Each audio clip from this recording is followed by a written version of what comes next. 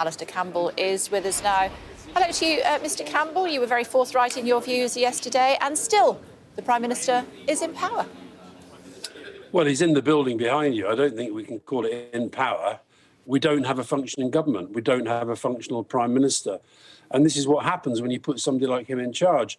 Boris Johnson is somebody who thinks the rules don't apply to him. He's operated by that his entire existence. And what you're seeing here is a single human being testing massive constitutional principles. He talks about this mandate that he got from the British people. He got the votes from the people of Uxbridge. He was the leader of the Conservative Party who won the election. He therefore became and remained as Prime Minister. You can only govern with continuing consent of the people. You can only govern with the support of Parliament, which he is losing, and you can only govern with the support of your cabinet, which he is losing as well. And so he is now seeking yet again to say that the normal rules of life and of politics do not apply to him. And he's damaging the country in a way that I worry is irreparable. You've seen there with Brandon Lewis. Brandon Lewis has gone. I've been agitating against Brandon Lewis for some time over the Northern Ireland Protocol. I think he should have gone some time ago, because breaking international law on such a vital matter of public interest is frankly grossly irresponsible. But how can you now have a functional government when one of the biggest challenges this government faces? Who's he going to put into Northern Ireland now? Who can he actually ask to take this on? So I just think that the whole thing is what happens when you get one narcissist, I think probably sociopathic, because this is now utter bunker mentality without any sense of responsibility to the wider world. And these cabinet ministers, fair play, some of them have stepped up. They've all got to step up, and they've all got to say, I'm sorry, your time's up, out you go, off you go, and we'll have to try and sort this mess out after you've gone. They tried that yesterday, didn't seem to work. Well, they tried it, Kay, but, they're doing it in their own different ways. Michael Gove, it seems, went and said to him, listen, your time's up. And what was Johnson's response? It was to, dig down deeper into the bunker, take out the revolver and shoot Michael Gove. There will be others in there. I don't know if it's true that Priti Patel has told him that he has to go. I don't know. I only rely, as you do, on what people are telling you. There's Larry the Cat on the doorstep. Larry the Cat right now would be a better Prime Minister than Boris Johnson. Anybody on the planet would be a better Prime Minister than Boris Johnson. Why? Because he's not capable of governing. This is what he lives for, getting into massive scrapes and then trying to get out of them. Tamara just reminds me of an article that Boris Johnson wrote when Gordon Brown was holed up in number 10, seemingly clinging on for dear life. It is, perhaps something that desperate prime ministers do. Well, I do think, Kay, that was a very different situation. Gordon Brown fought the election against David Cameron.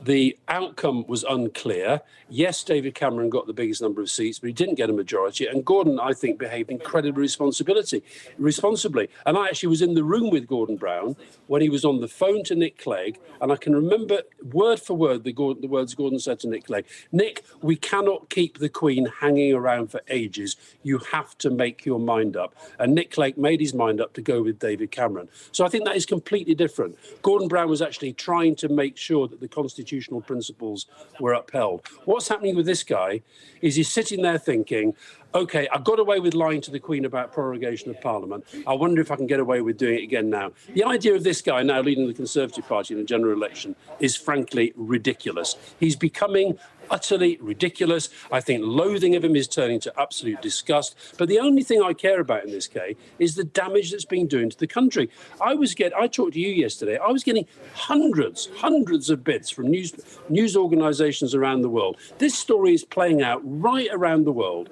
We are a global joke. And until this guy goes, the world will continue to laugh at us, and that will continue to damage us.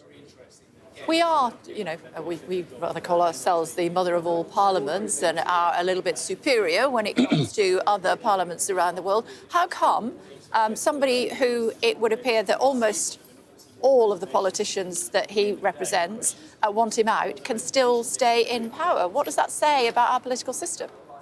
It says that our political system depends entirely on the honourability of the people that we elect to positions of high office. And this is what happens when you elect somebody utterly dishonourable. When Margaret Thatcher was confronted by political reality of her cabinet colleagues saying to her, sorry, Margaret, you've been a marvellous Prime Minister for us, you've been a great leader for us, but time's up, she went. When Theresa May was confronted by the reality of what happened to her, she went.